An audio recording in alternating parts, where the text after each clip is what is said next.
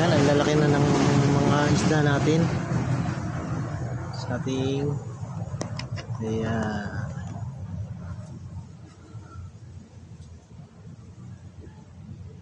Dami na nila, pati yung kanilang mother na dalaga, yun ang laki.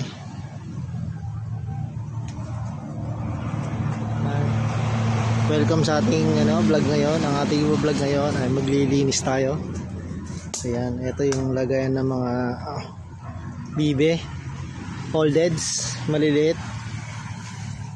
Gagawin natin ngayon guys ito. Tamang linis tayo ngayon. Ayan. Yan ang ating project ngayon. Linis tayo, linis.